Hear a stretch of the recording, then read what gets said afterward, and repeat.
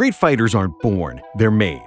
Or at least that's the case with most of them. However, as far as genetically gifted physical specimens are concerned, the sweet science has rarely seen the equal of these 10 freaks of nature. Roy Jones Jr.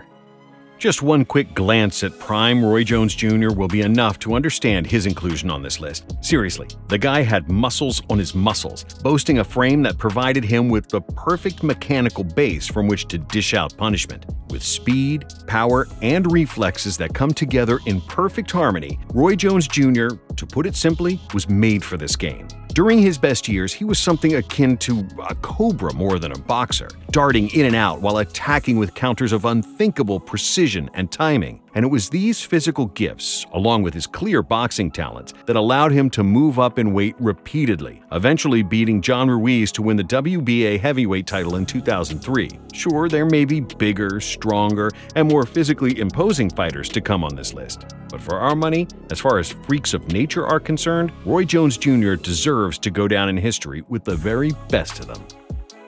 Tyson Fury.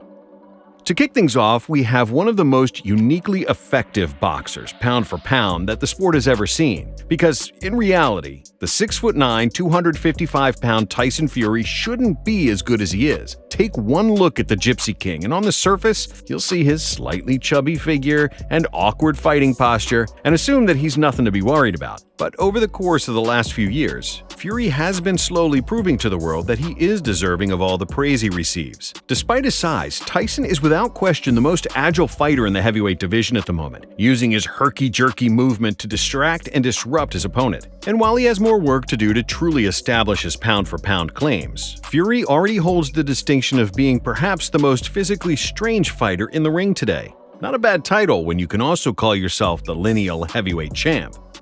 Primo Carnera.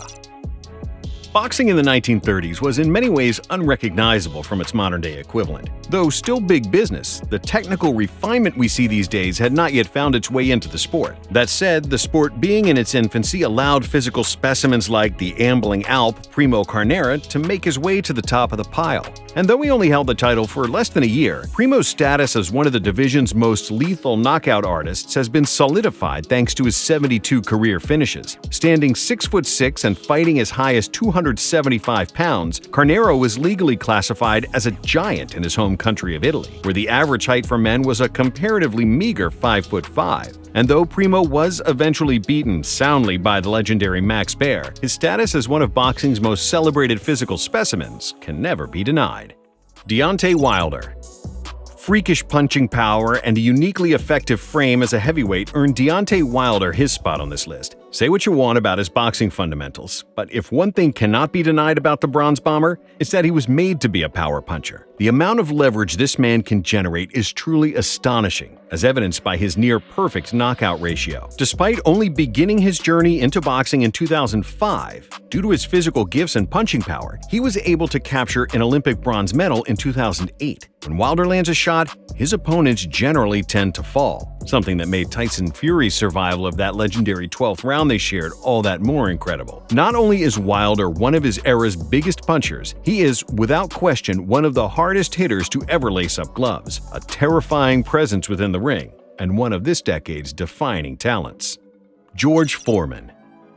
Big George was about as freakish an athlete as the squared circle has ever known. And no, we don't just mean that because of his hulking physique, 79-inch reach, and ridiculous knockout power. George Foreman is indeed a freak of nature for all those reasons. But what really nailed down his spot on this list was the fact that he managed to hold the heavyweight title at the grand old age of 46, becoming the oldest champion the division has ever known. This came 20 years after he was thoroughly embarrassed by Muhammad Ali in Zaire. Seriously, we're definitely looking at physical traits when it comes to this list. But in George Foreman, we have a man who used his gifts to do far more than just put guys to sleep. 46-year-olds shouldn't win world championships, and the fact that Foreman did and did so in a style that saw him retain so much of his boxing talents and punching power, yeah, that was as impressive a feat as you're ever likely to see. A freakish athlete and a freakish competitor, without question. Tommy Hearns. Tommy Hearns wasn't a normal welterweight, or even a normal middleweight for that matter. At 6'1" and with a gargantuan 78-inch reach, the Hitman's unique body type allowed him to generate as much power as any fighter in the history of his weight class. To put things into perspective, the average reach of a welterweight fighter is just over 71 inches. With his 78-inch reach and long legs only furthering it, Hearns instantly held a massive advantage over the vast majority of his opponents. And boy, did he use it. Leverage as a power puncher is key. And for Hearns, his ability to fire off a mechanically perfect punch allowed him to continue his original success at welterweight as high up as light heavyweight. Obviously, he was an excellent technical boxer as well, but most fighters would have killed for such a perfectly constructed frame. A legend of the sport and one of the greatest punchers pound for pound. Panama L Brown. If one thing can be said for certain about this era of boxing, it's that they sure don't make them like Panama L Brown anymore. No 118-pound fighter should be built like this guy. At 5'11" and with a 76-inch reach, this Panamanian legend managed to become the first Latin American world champion in the history of the sport. And for a guy who looked like a sharp gust of wind would blow him over, Brown packed a seriously powerful punch, knocking out 59 fighters over the course of his professional career. But above all other things, it was the conditioning of Al Brown that served him best. In 163 fights, he was never once finished. And through his excellent gas tank, he was able to maintain excellent footwork and ring generalship from the first bell to the last. As one of boxing's more flamboyant characters in the 1930s, Panama L Brown also deserves his mention as one of the most uniquely interesting body types to have ever stepped into the ring. Julius Long. If you wanted to build an average-sized heavyweight fighter, you'd likely put their height at around 6'2" or so, and with a reach in and around 75 to 77 inches. For the freakishly large Julius Long, a mere 75 inches probably wouldn't be enough to tie his shoes. At a ridiculous 7'1" and with a monstrous 90-inch reach, this Michigan native boasts a frame that wouldn't look out of place contesting a rebound with the top big men in the NBA. And though Long is by no means an elite talent, having lost more fights than he's won in his career, the sheer size of the man cannot be understated. As the holder of one of the longest reaches in the history of boxing, Julius Long holds a very unique place in the history books, and win, lose, or draw is one of the sport's biggest freaks of nature. Manny Pacquiao.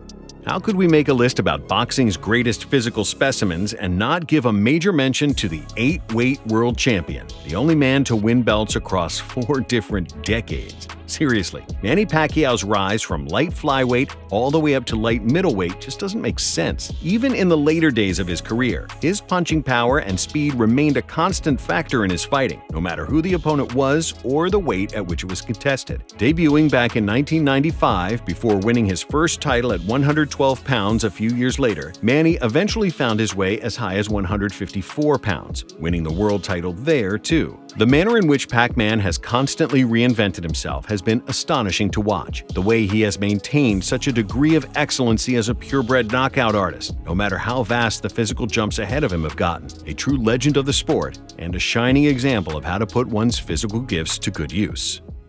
Mike Tyson. And finally, we come to the final name on our list, the icon Iron Mike Tyson. Sure, we were deprived of some of his best years due to a stint in jail, but as far as punchers with a God-given ability to deal out damage are concerned, Tyson just had something special. Standing an inch or two shy of 6 foot, it wasn't his height, or his reach, or even his weight for that matter that allowed Mike to generate all the force he did. The man was simply built different, looking more like a human tank than an athlete. In his best years, Tyson was built like a brick. He was never the suave jabber, using his footwork to confuse and control space. No, Tyson was a boulder on a spring, waiting to burst out of his defensive shell and take your head off. In many ways, he was a body type tailored specifically for the style of fighting he would eventually come to represent. As feared a knockout artist as the sport has ever known, Mike Tyson's freakish speed, power, and reflexes were the key ingredients in him becoming the force he was during his prime.